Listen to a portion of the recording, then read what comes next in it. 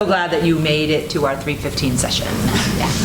So we want to start with a little bit of background. What we're going to talk about are the pathways into our early childhood teacher academy, which starts with an early childhood program. So in Berks County, how we came to the idea of really working at building this pathway, the early childhood program's been at Reading Area Community College since the 1970s. So it's been an established program, been there for a really long time. But child care has a high demand. Teaching in general, pre-K-4, we're looking at the high demand. In Berks County, we know that we have a lack of qualified teachers and caregivers. We know that programs are underfunded.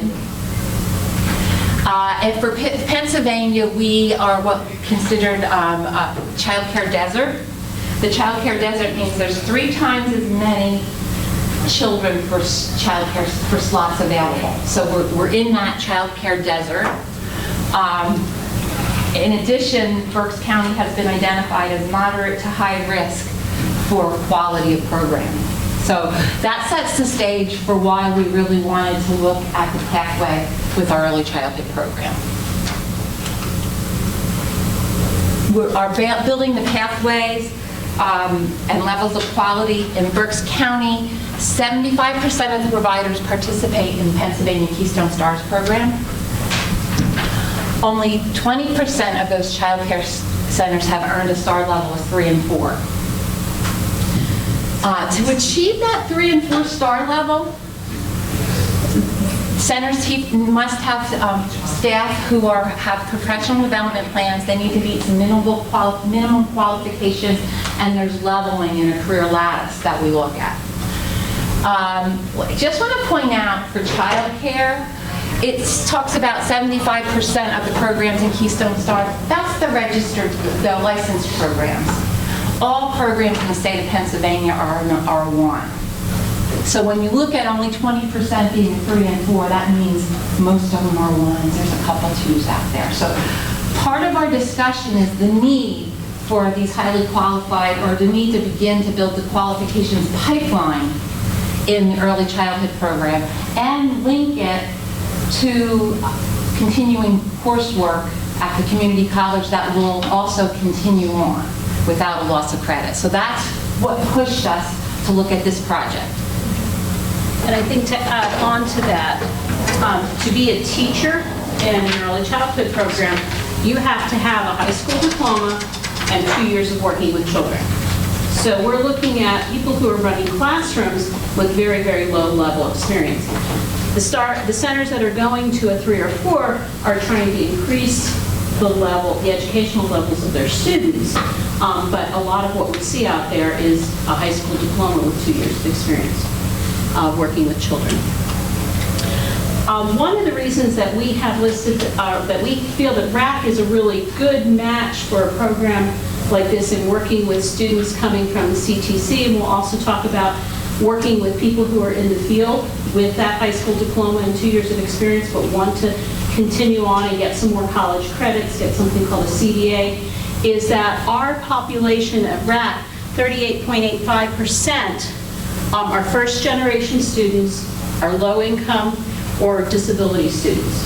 And we work with a lot, and our faculty work with probably more students in that child care population. I'm not being general with CTC students. I know we have all levels of CTC students, and one of the things we wanted to do with the Teacher Academy is kind of create, I think they said this morning, an honors track, so that parents and families understand that they can go this route to continue on for their bachelor's.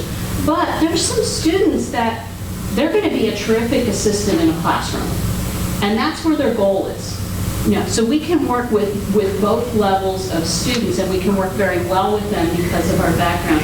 The other thing is we have, the next slide will show our demographics. So we work with a lot of Latino students, okay, and we're doing some programs with, we're piloting some things where we have peer mentors to help the student whose first language is not English, and working with them. We find that people coming in, either from the child care field, they tend to lack that external support, they tend to lack that confidence. Okay, they don't have as much families saying, hey, you can do this. I had a student this past week contact me from the CTC saying, well, I've applied to RAC, I want to come for the Teacher Academy, but my parents won't help me fill out the FAFSA. Okay? We're good at that at RAC, because we deal a lot with students who need that help and the support. Yeah. And that confidence that they can go to college. Nobody's told them that you can go to college. One of my other hats I had worn at one point was a tutor in the Reading school system, and I had a fifth grader look at me because I was doing that and adjuncting at work, and I said, well, maybe someday you can come be one of my students at RAC. And he looked at me with his jaw dropped and said, you mean I could go to college? And at fifth grade, nobody had told him that he could go to college. You know, so what we're trying to work with the population and build up their confidence, and you can do this. Give you a pie chart of our demographics. Our population, we have 49% Caucasian, 33% Hispanic Latino, 11% African American, and then a 7% of a variety of other groups in our general student population. Okay, so as we looked at our pathway, we were looking at traditional entry. There, at a community college, traditional entry doesn't necessarily mean all traditional, right, or high school. It's a mix. But our traditional entry students, and we also wanted to look at our career pathway students. Now, not that traditional entry students may not follow the career pathway, but they tend to be the students who come to us either right out of high school saying, I think I want to work with children. I might want to be an elementary pre-K-4 teacher, or they might be returning adults looking for the second career, looking to work in Child Care Head Start or that pre-K teacher. That's more our traditional. Career pathway, we look at this group as our high school CTC students, our SOAR group. Our CDA is a Child Development Associate. It's a national credential.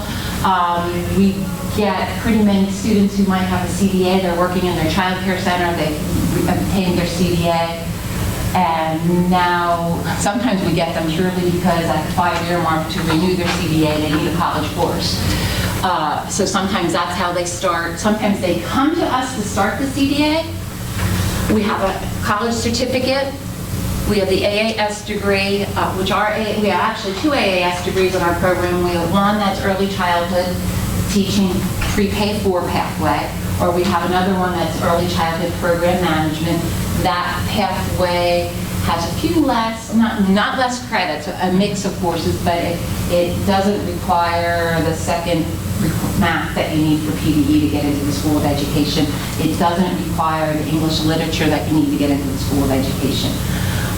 So there's 2 options they have.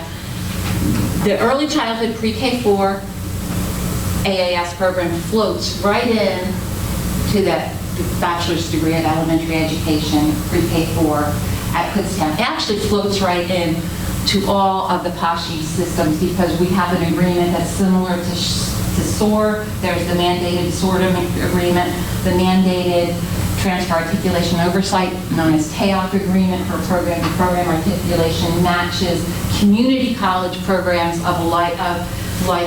that match to baccalaureate degree programs. If you have a connection there, we have to have an agreement, and we've got to do, they have to honor 60 credits of our program and graduate the student in 60 credits. So it really works with all PASHIs, but for us, we partnered with Kutztown because that's where our students tend to go. Is TAOC only a degree transfer, or is it a course to course? It's program. It's a program to program. For the, well, I shouldn't say that because the TAOC, the degrees are program to programs, but there are some through TAOC, the gen eds are The core to core. Yeah. The core to core. As long as the student has an associate degree, the core to core, they just came out with that a few years ago, winter of 20, we're going to 19, 18, I think winter of 2017, where they're all supposed to be honoring an associate degree. Now, KU, our partner, does do that.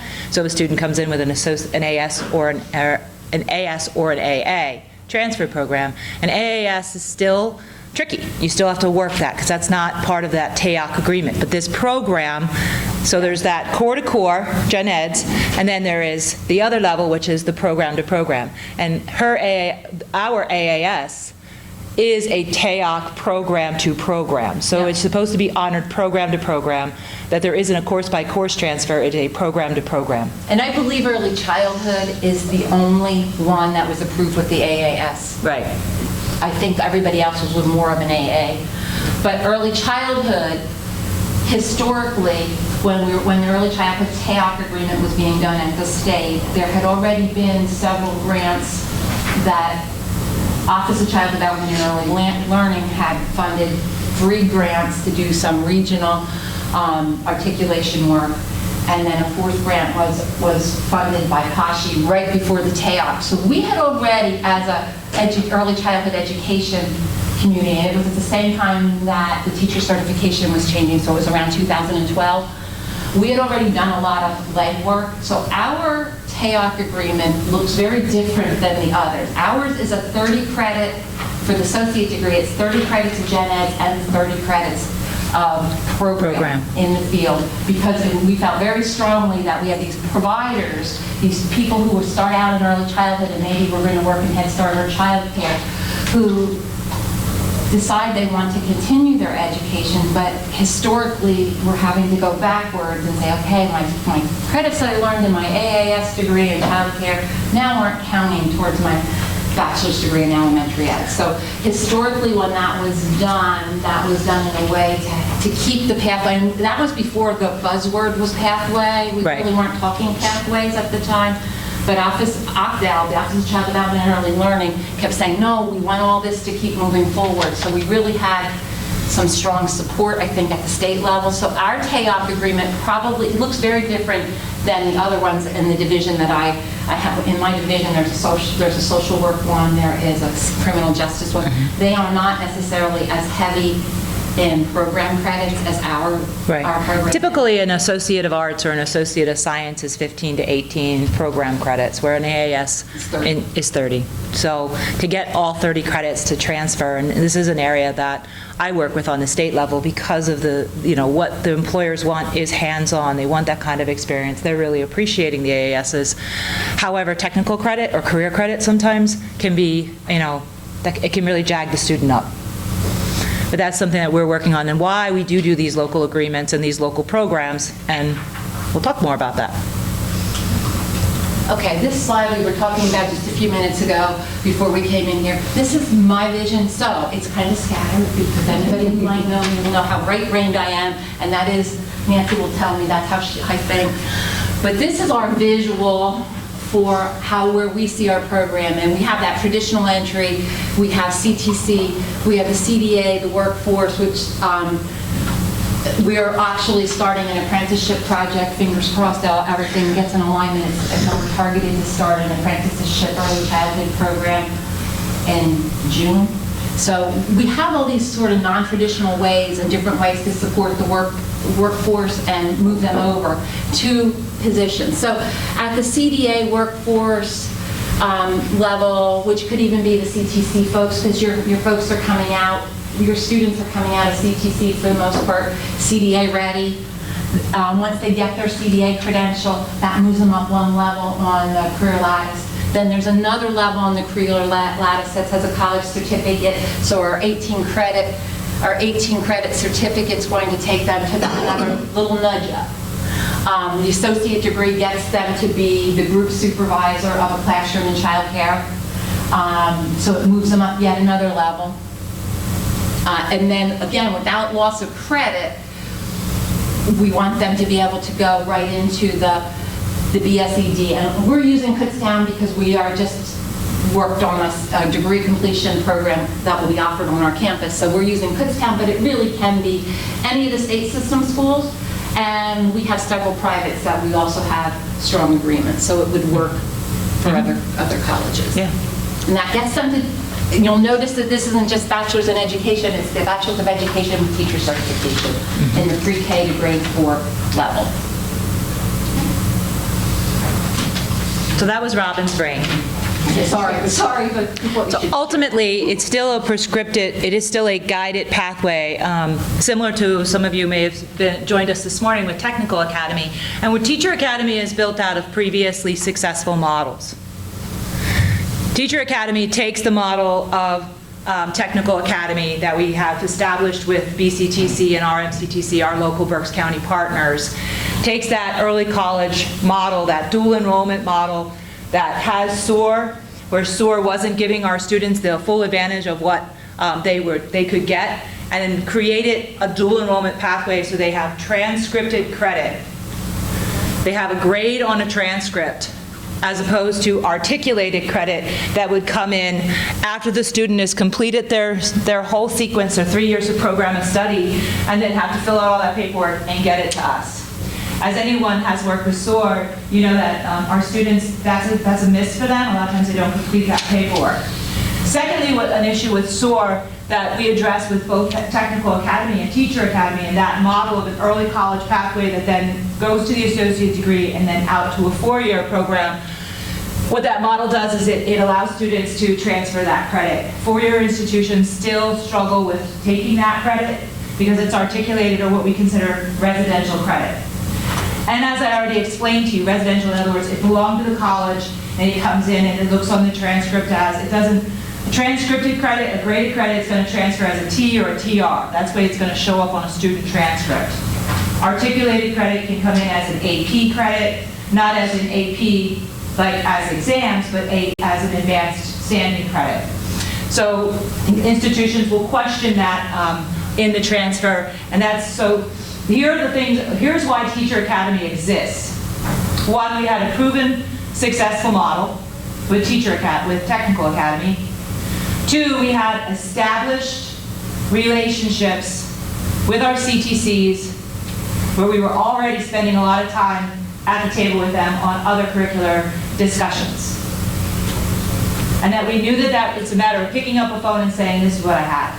So those teachers have regular dialogue, and that the students, we typically are handing those students off.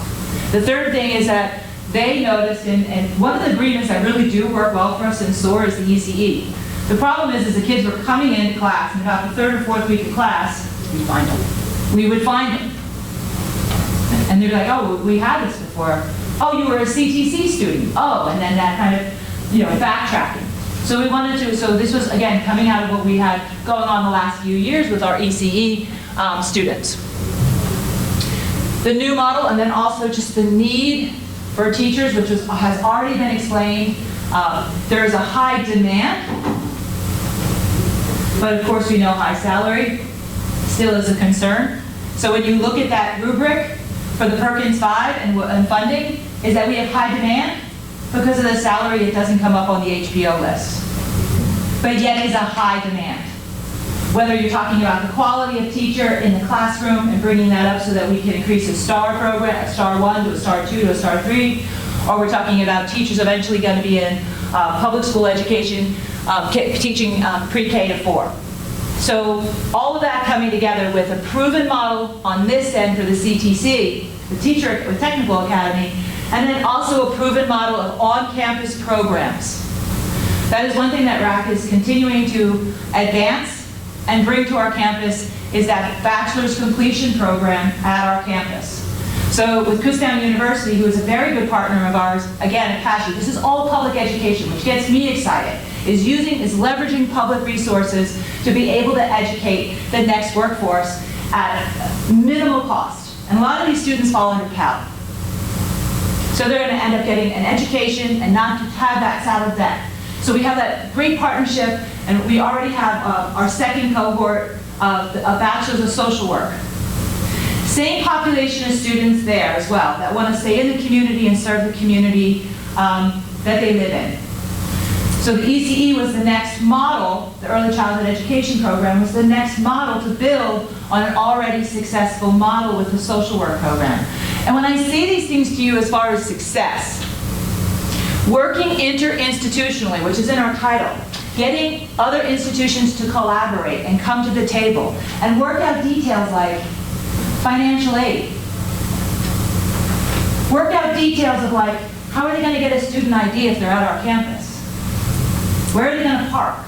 How are we going to orientate these students so that they have a soft, that they're transitioning people to people? Like that's all the groundwork that we do sitting at a table together that can be done, yes, surely it can be done by a webinar, surely it can be done by, that we use technology and we leverage technology to do that and help us. But it's not completing a survey at the end of something when you redesign a curriculum and then hand it off to the post-secondary and say, hey, this is how we redesigned it. What do you think? Give us your feedback now. It is an integrated process, which is the name of this whole conference. Integrated. And that integration does not just mean that the curriculum is integrated, but those people and those institutions are integrated together. And that's how we serve students. And we serve them by meeting them where they are, and we start them at the CTC, we lead them through the community college, and we take them out to a BSED because they're in the workforce, so therefore they don't have the 37 or 40 minutes to drive to Kutztown University. They can take it during the day on an accelerated model. We've even changed the way we schedule those courses so that students can be successful. And in a cohort so they have each other. So this is the people work. And that's how you get it done. Articulation agreements are not meant to just be a box ticked off and put in a drawer or filed somewhere so that you're complying. They're about helping students. So when after they receive the RAC credits and they go on then to the Bachelor program from Kutztown, you said, who's teaching? They're teaching it on the RAC campus? And then are they RAC professors or are they Kutztown professors? So that's a great question. So the CTC instructors are the CTC level as the instructors. There's junior, similar to our technical academy, is the junior and sophomore year are taught by the CTC teacher who has the same credentials as she or he would have if they were teaching it at our campus. Or middle space doesn't care about modality. They care about that. They care about consistency across the board, whether it's hiring practices, whether all the competencies are being met. That's what matters to them. As far as then when they reach us, obviously we're teaching that, and the BSED, the Kutztown faculty are coming to our campus, and that's what they do for the social work program as well. They come to our campus. So to give you an example of that, and then I'm going to hand it back over to my colleagues who are the experts, is this, there's a course in here, this EC 180, Math Foundations for Toddlers. That course was just approved by our faculty senate a month ago. And it was a course that was created, that we moved another course out, we put that course in, so that it's a seamless transfer again to the KU program. And there's another one I know in the pipeline as well for technology. So I'm going to hand it back over. Some of the work in this collaboration is, because that TAOP agreement exists, how it exists is if the student finishes a early childhood AAS degree, they move that whole program over. They have to, the transferring institution, Kutztown has to figure out, okay, we're taking these 60 credits, what other 60 credits are left? So we could have said, this is our program, deal with it. And that's what we were doing. That's the agreement that's in place. But in really working on this collaborative process, what we wanted to do is see if we could narrow that gap and help the alignment. So we took our planning and instruction class and we created this early childhood, it's an early childhood math methods course, toddlers through grade 1. We created that. We were able to bring enough of the competencies over from our planning and instruction, so the students are going to get all the basics of lesson planning, but they're going to build math content for this age group. We were doing that because PDE, and I'm suspecting it's similar for all of you, but PDE in higher ed, when they give us their competencies, the teacher competencies are very standards, I guess they call them, but they're very broad-based. And what PDE says is, it's up to you. You got to do it in 120 credits, guys, for the bachelor's degree program. We don't care what configuration you put it in. So therefore, sometimes course-to-course articulation is not a great thing because it's hard to check off. And I always tell Jody, we live in ish world. You don't have an exact match. You have to trust each other, and you have to be close. You have to be an ish. So one of the things we did when we came to the table, because we were working with the CTC teachers at the same time we were working on the KU agreement. So we met with the faculty at KU. We were meeting with the CTC faculty. While we were doing our CTC connections, and we already have all the 9 credits of SOAR that were really connected to our teaching program, have been mapped, and we know where they fit because of your task analysis stuff we were able to map back, and we all have that figured out. But while we were doing that task analysis piece doesn't really happen on the other end so much. We did a little bit of that. We did a little bit of where do you teach this? And then we really worked in that negotiation process, and we said, okay, we went back to our Senate, our divisions and our Senate to say, okay, these are, if we make these adjustments in the program, we have a better alignment.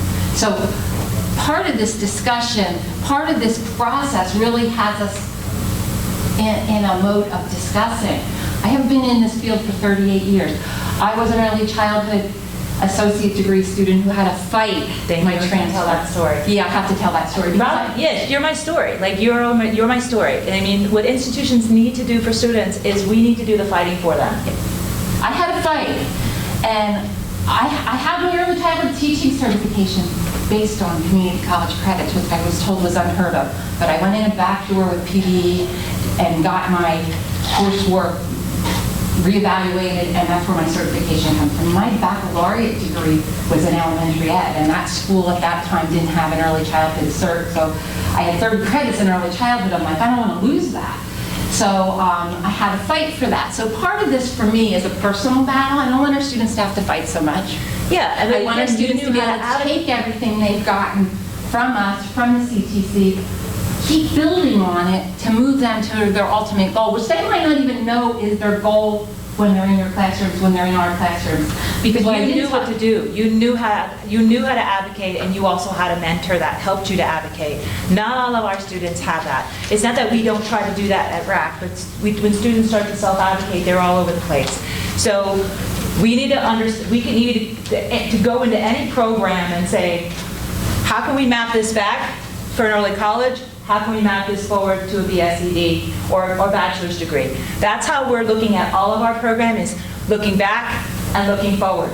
Now, we can't have that, I mean, again, I don't want to be a total unicorn on all of you, but you can't do it with everything. But you certainly can, you need to do the due diligence on every program that you have, on where you can back here and where you can here. This program works too because we have such a strong relationship with our 18 out of, we have 18 public schools, and we have Berks Catholic and another private that we work with on dual enrollment. 16 out of 18 we have that relationship with, including the Reading School District, who buses their kids down to us in the spring. So it's pretty amazing because they can combine that dual enrollment credit back at the home school, because we can leverage all of those resources again to maximize the amount of credits that those students can earn before they graduate from high school. And it only works because we have the relationships established right now. In my 38 years, there was always, you're at the community college, so when you come to the bachelor's degree program, that teacher there might not have been as qualified as we were. I can remember, did you hear that? I remember we have an observation and assessment class. It was called Observation and Behavior, I believe, when I took it at the community college. We used the same textbook, the same course content, but it was a 300 level at KU. I'm going to use KU at that time. This is going back 100 years, so I'm not picking on anybody anymore. But they would say, oh no, you cannot get those credits because it's a 300 level. Guess what? It was the same textbook, the same kind of assignments. This program to program helps us. It's not perfect. I'm going to tell you, it's not perfect, but it helps us avoid that, and it helps us to help students to keep building, And relationships are where it starts. So then, did you go to Kutztown then with this idea, and was it receptively, accepted You know what? positively from the get-go? Well, this is what's really cool, and Jerry's sitting here. What's really cool is we did our articulation assignment, and this was Jody's brainstorm. We did, on the same day, we did our articulation signing, our signing for the CTC program and the KU program all in one ceremony. It was really cool.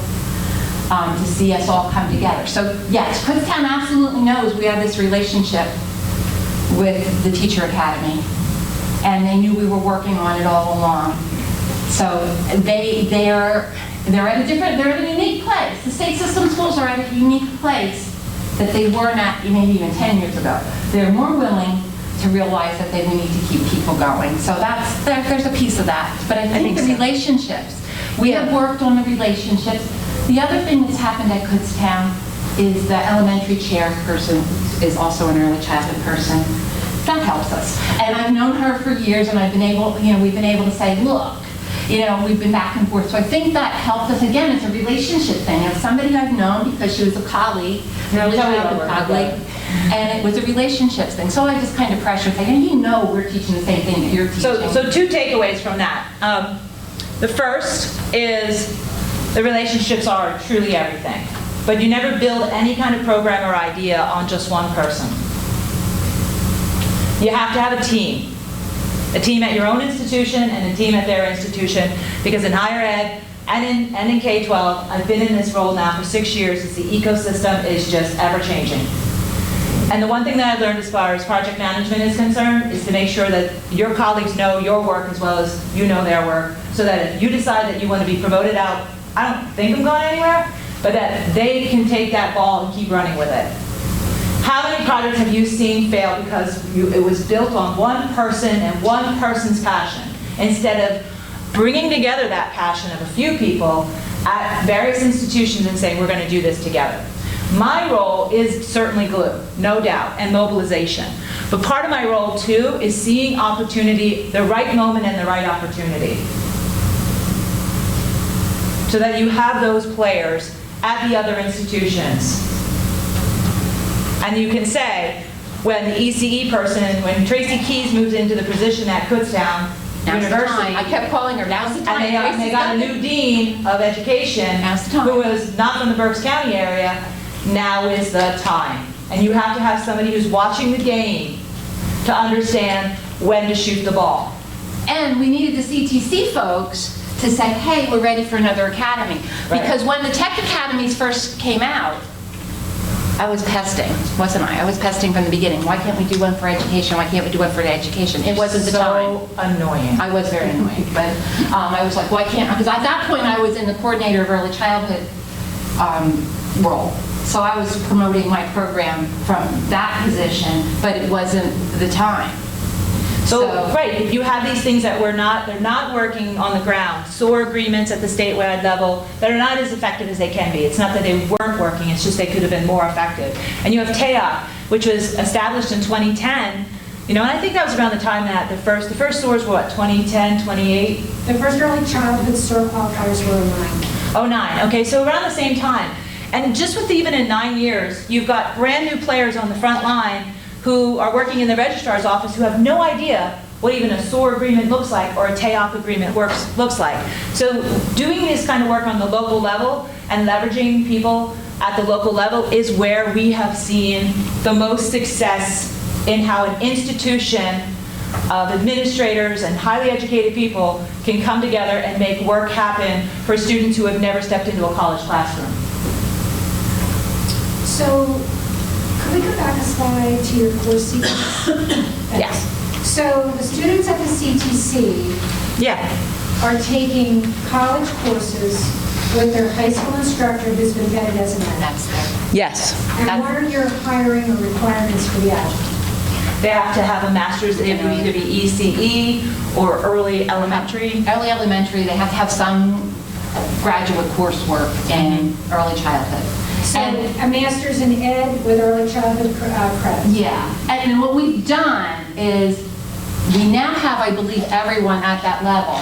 But we had a mechanism, we got creative. We had a mechanism because one of the teachers at the time we were working on the agreement didn't have a master's degree.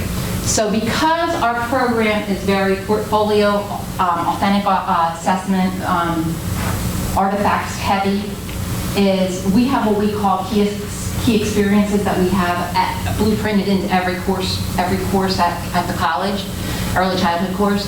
So what we came up with a mechanism that in the event that we had an educator that met the CTC's requirement, PDE's requirement for that shop, that didn't maybe have an early childhood degree, maybe had a family consumer science degree. And we use early childhood because we're growth and development, early childhood education. So what we did is we came up with a mechanism that the professor, or myself, since I could do the assessment too because that's my discipline, but our goal was if that was the case and that teacher stayed in that classroom, we were going to do the assessment of the portfolio to do the grading to maintain the integrity of what we're giving, what we're transcripting, I couldn't think of the right word, transcripting with the grade. So somebody else was grading the work? Would be. No, that was our goal, but now we don't need to do that because, we lost our signal. We don't need to do that because the teachers have changed. But we did have a mechanism, and I believe we can do that. Here's where I think the integrity is. So you allow the teachers to teach the content? Yeah, absolutely. Somebody else evaluate it? Yeah, that's what we did. And That was our model Our plan with the current teacher who was in that role, so we have that as a backup plan so that the program doesn't fall apart. BCTC just hired a new teacher, knowing what the credentials would be, and they hired with those credentials. Well, and here's the other piece. The other piece is, and I don't think we shared that yet, maybe Nancy will get into that, we have our Canvas as our learning management software where we have all the support documents and a course shell built. We're pushing that out and sharing that. Because that's what RNCTC and BCTC also use, that learning management system. They use Canvas. So we're pushing it out. So and we have our assignments blueprinted. So we have rubrics, we have the assignment guidelines, rubrics, and it's blueprinted. And the ones that we are the most concerned about are what we're using as our key assessments, and they are our assessment pieces that we use to measure our program outcomes.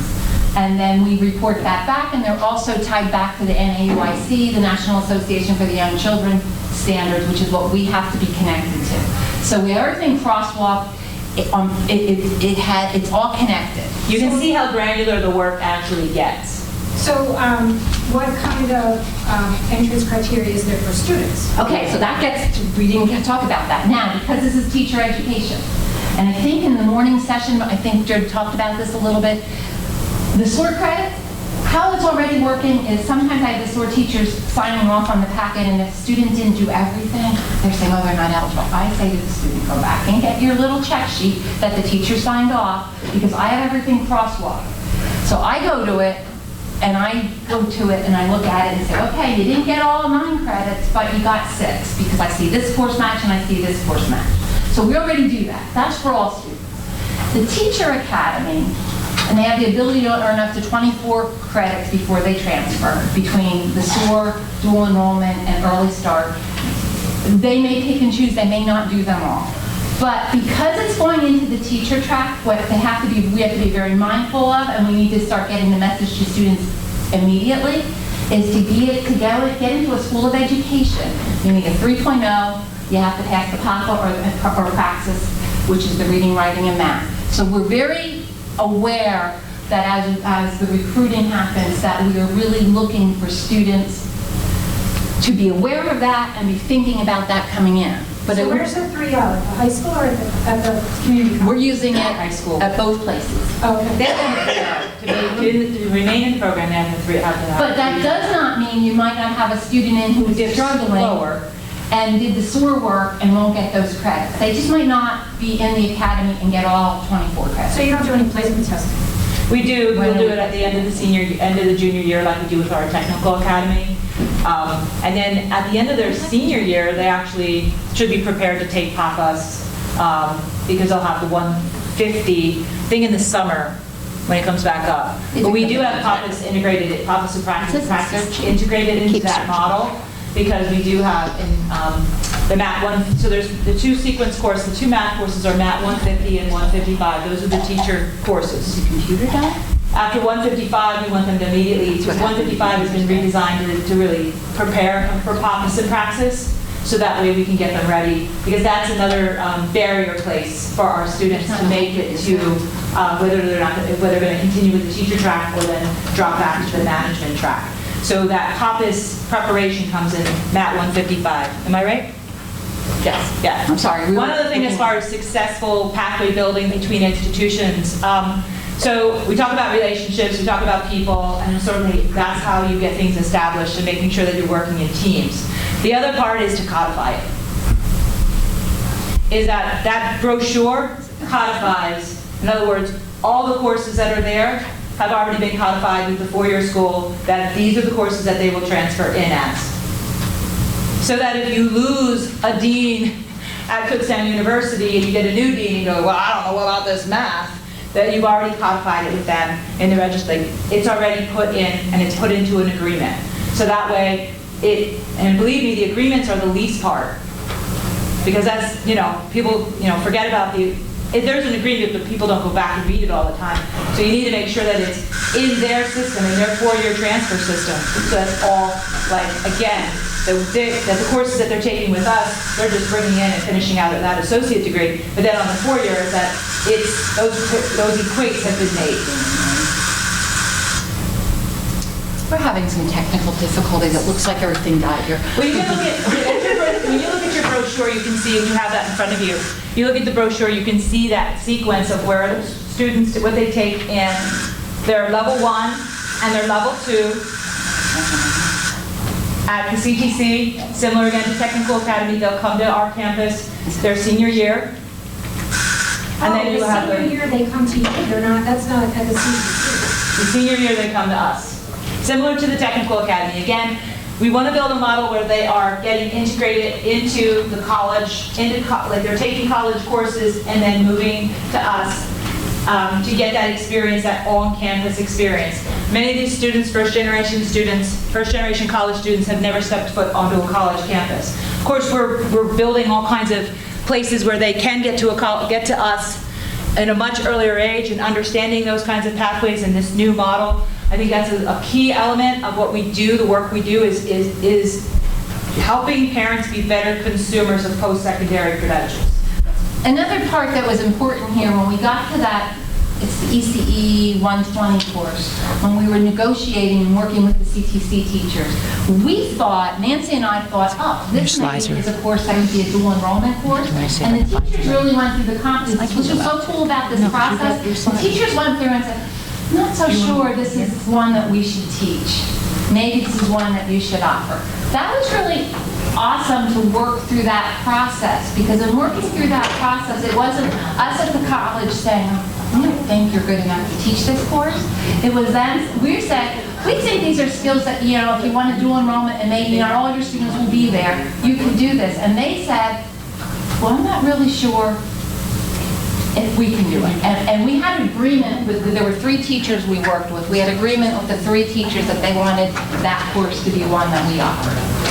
So in terms of the communication and the working relationship, that might not have happened before. It might have been before, like, we think we should, we were open enough to say, this isn't something that's in our wheelhouse. Maybe this is yours. So I thought that was a really good piece that came out of this whole process. For the CTC relationship to us too. Yeah.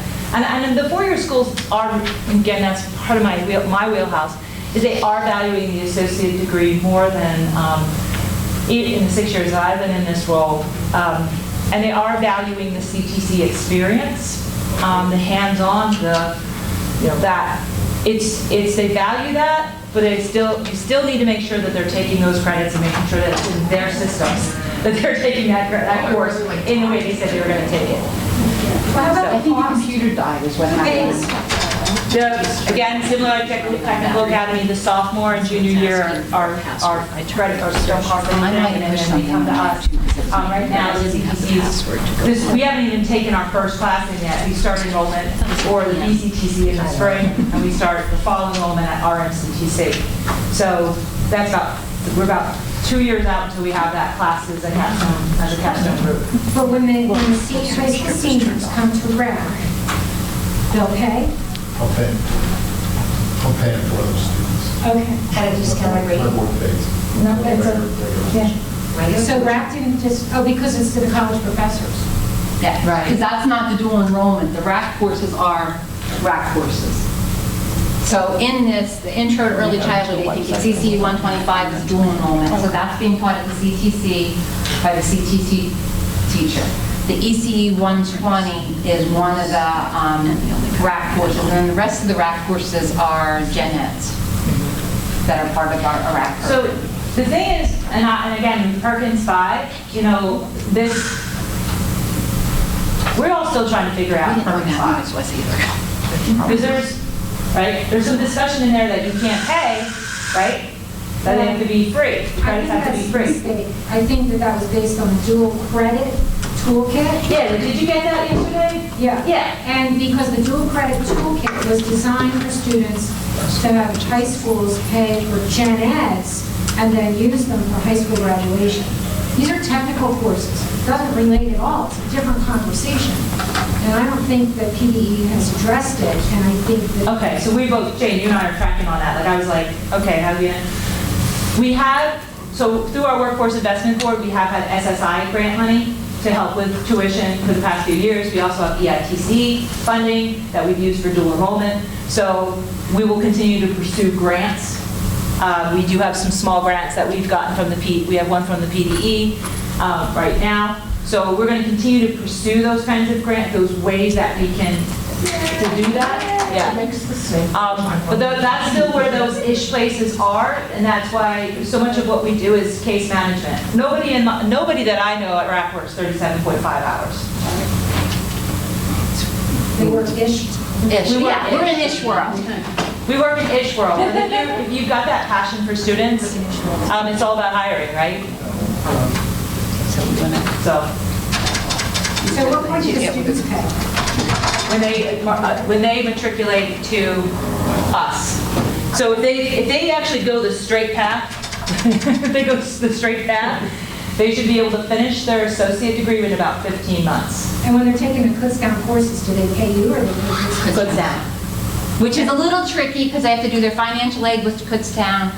Kutztown is the school record, so when they need some extra support, we're flushing some things out with that with our social work program right now. It's been a little tricky, but I think we're learning as we go. So this will be when the Teacher Academy students come in the fall. I mean, when we get our students ready to go to Kutztown in the fall, we're hoping that that's smoothed out because we've done this, the degree completion with our social work program for 2 years. We're in our second cohort with them. And there's some little bumps in the road because of how financial aid works, but we figured it out. Too. I mean, we have, and it's just a consortium agreement between the two institutions, and half that consortium agreement is in the financial aid office. Typically, the student takes enough financial aid so that when they get their refund, then they pay the other institution. That's pretty much how it's been working with both social work and the Bloomsburg. The Bloomsburg agreement, the ASTL, that on-campus program, because we have 3 on-campus programs, that VASTL is 15 additional RAC credits on top of their associate degree. The social work program is an additional 9 credits. And then the ECE We'll get program, 3. the I think we get BSED, 3. 6. It's 6. Yeah, but there's, okay. It's 6. So it's 6. I mean, again, because it's it's such a prescriptive pathway. There's really not a lot. Pre-K4, the Pre-K4 Teacher Cert program has, right now they have 6 credits of electives. Prior to that, they had almost no electives, but Kutztown, and that's with Kutztown. Kutztown changed their gen eds in the last year, so they get a little bit of wiggle room. But PDE has that teacher certification so prescriptive that there's not room in the program for electives. So they did some wiggling with their gen eds that allowed some electives, which is helpful for us. Yeah. So these are really great questions, but we need to hand it off over to Nancy, who really is the heart and soul of the whole program. Yeah, and I have to say, when we talked about partnerships, before I go to my next slide, I mean, partnerships for me has been working with the CTC teachers. Yeah. We sat down last summer multiple times. We looked at our courses, we looked at what their courses, what they were doing, and it wasn't just a one-time conversation. It's an ongoing conversation. Just last week, we sat down and I had a conversation with one of the CTC teachers earlier this week, and it's going to continue to next week, but sitting on their occupational Advisory board. Yeah, advisory board, seeing with them, having that conversation, and it's been great to help even with the SOAR credits, because I'll get an email saying, look, I have these 3 students who might be coming your way. So I can keep an eye open for who they are, so when I see them on my rosters, I can stop them and say, hey, wait, We hosted the FCCLA, we talked to them. Ms. Nadine? After that thing, I had 3 CTC students email me saying, hey, I want to come to RAC. So it's like building that partnership so that it's an easy transition, because the students kind of think, oh yeah, I'm getting these SOAR credits, and they show up and think that magically they've come from the CTC to us because They don't tell anybody along the way, so you find them like 3-4 weeks in, then it's really hard to help them. Yeah, so it's been really, really good for me to be able to have that ability to work with the teachers and to look at the courses and, oh, well, I do this here, well, I do this here, well, have you thought about doing it this way? And just, I think that's one of the keys that has helped us to help students, or helped me to help students on the ground level. What I wanted to do, just kind of go off a little bit, in our crazy chart that was up there, one of the Robin's programs Brain. with Robin's Brain, one of the things we're doing right now is we're also partnering with the community. The United Way came to us and said, we really want to increase the quality of early child care centers in the city of Reading. And again, it was a give and take. We'd like you to do a credit CDA for them, and we want you to go out to the centers. And we said, well, we found it's better if we can get them onto our campus. And so we are in our 3rd year with the program with them, where we are working, we have them in a cohort going through 3 classes to get their CDA. We have a peer mentor with them to help them, because I would say 2/3 of that group of 12 are primarily Spanish speaking, very little limited English. We have a great Center for Multilingual Studies on RAC's campus. This year through a grant we received, we were able to add a tutor from the Center for Multilingual Studies to come in and work with them the last hour of class, helping them as they're writing up their assignments. And it's been a really great partnership. And what we're doing with this and leading to our apprenticeship, after they get those 9 credits for their CDA, they could continue on with 9 additional ECE credits, and that's where our certificate comes in. And at that point, they have 18 credits, which will put them the next level up on the career, what we used to call the career lattice in childcare, and what they're able to do and what they're representative for their STAR levels. If they come to you already with their CDA, do students come to you with their CDA already, like your CTC students? CTC. Well, mostly the CTC students are CDA ready, because you have to have your hours you have to have your hours, you have to be tested, and you have to be observed to get the credential.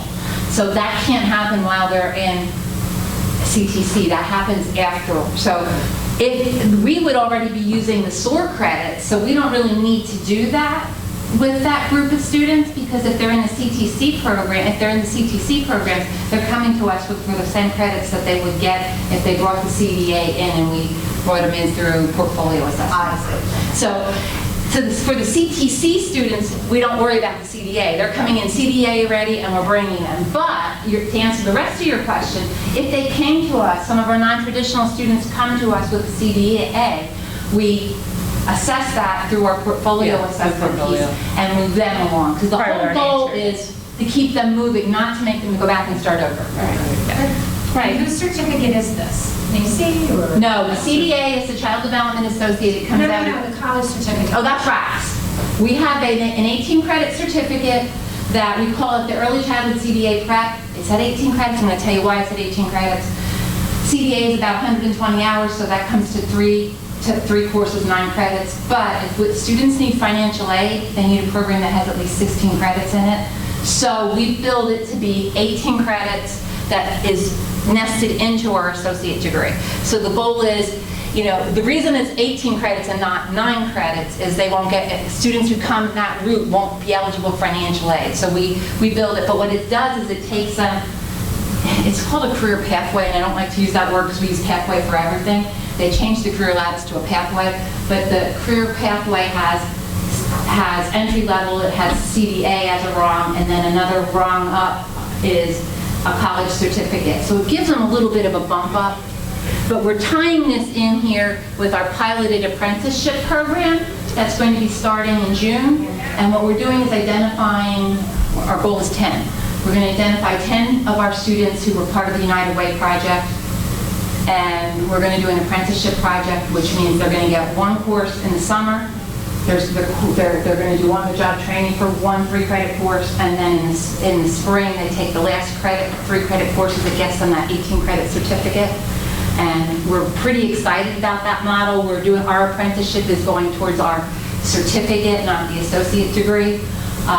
We like that because of our service community. To be a journeyman, you have to have a, 1-to-4 ratio of people qualified at the journeyman level. To be honest, in childcare in the city of Reading, you're not going to have that 1-to-4 at the associate degree. So we decided to go with the 18 credit so that we can have that 1-to-4 ratio work for us.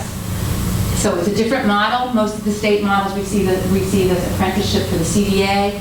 There's one out there for an associate degree, and now I think Arcadia is doing a bachelor's degree. We asked to do ours at the certificate, and it sounds like it's getting approved to move forward.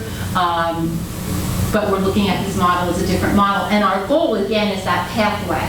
Multiple entry-level places in, stop outs, back in, with all whole time not losing credit to keep the pathway moving. Yes.